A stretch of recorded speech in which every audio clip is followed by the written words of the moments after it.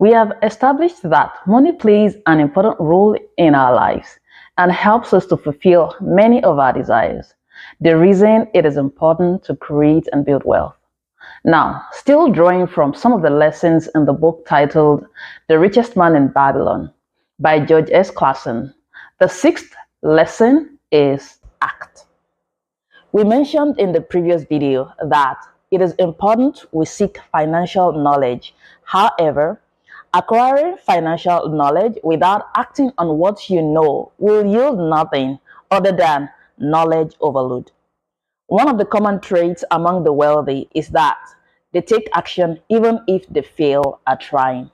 So, go ahead and act on the knowledge you've gathered so far. Lesson number 7. Pay yourself first. A quote in the book says, I found the road to wealth when I decided that a part of all I earn is mine to keep, and so will you. Now, paying yourself first means setting aside a portion of your income for savings and investment before spending it on bills and expenses. The book recommended that we set aside at least 10% of our income for savings and investment. The mistake many of us make is that we pay ourselves last when we earn our income. Usually, the first thing we do is to sort out our bills and other expenses, then save what is remaining. But by the time we have paid up the bills and gotten most of our groceries for the month, there's hardly anything left to save or invest. However, the reverse is supposed to be the case, where you pay yourself first. And the easiest way to do this is to set up an automatic monthly debit into your account such that as soon as you receive your income, the deduction is made. I must say, I am not in any way promoting irresponsibility here. The responsible thing to do is to pay your bills. However, it is recommended that you pay yourself first. The interesting thing is that when you start to do this, you learn to live within your means. The rich character in the book said, each time I was paid, I took one from each 10 pieces of copper and hid it away. And strange as it may seem, I was no shorter of funds than before. It is important that we put in place a system for distributing our income. And one of the systems we can put in place is a budgeting system where we allocate certain percentages to paying for essential needs, treats, and savings. You need to define what your necessary or essential expenses are, because most times what we call our necessary expenses will always grow to equal our income unless we protest to the contrary. Little changes in your spending pattern can actually lead to a great fortune later in the future. Lesson number 8. Get advice from finance experts.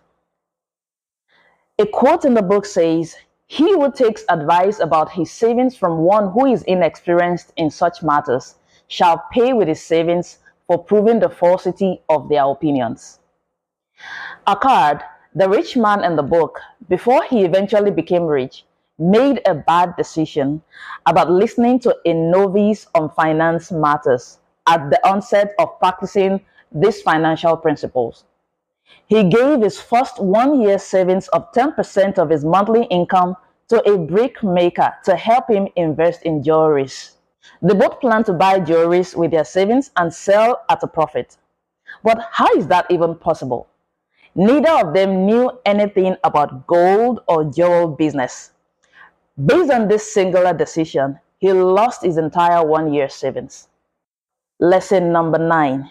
Invest. Every gold piece you save is a slave to work for you. Every copper it earns is its child that also can earn for you. If you would become wealthy, then what you save must earn, and its children must earn, that all may help to give you the abundance you crave. Another quote from the book says, then learn to make your treasure work for you. Make it your slave. Make its children and its children's children work for you. When you invest your money, you tap into the miracle of compounding interest. And the earlier you do this, the better, because The longer the time horizon for compound interest to accumulate on your investment, the greater the multiplier effect. For example, if you earn 5,000 every month and you decide to set aside 10% as recommended in the book, which is $500 every month. If you set aside this money for 40 years at 10% per annum till retirement, assuming you started working at age 25, you would have saved 240,000 plus the interest, making a total of $264,000 at the end of 40 years.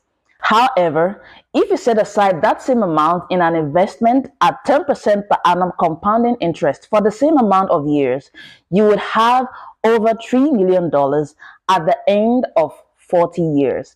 This is how the 10-year milestones up until the 40th year look. Another quote in the book says, "Wealth, like a tree, grows from a tiny seed. The sooner you plant the seed, the sooner shall the tree grow.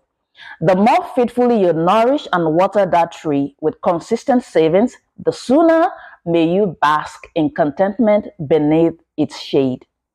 Lesson number 10. Avoid risky investments. Do not be greedy.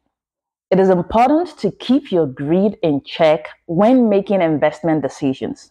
Whenever the promise of reward on an investment sounds too good to be true, it most likely is. Even though financial rewards come with certain levels of risk, the risk you take in your early years should be different from the risk you take as you advance in age. Lastly, protect yourself. You need to protect yourself behind the impregnable walls of emergency funds, life insurance, health insurance, and all the different kinds of insurance. You can never tell when you will need it. If this video has added any value to you, kindly click on the subscribe and like buttons, and also put on the notification bell so that you can get notified when the next video drops. See you soon.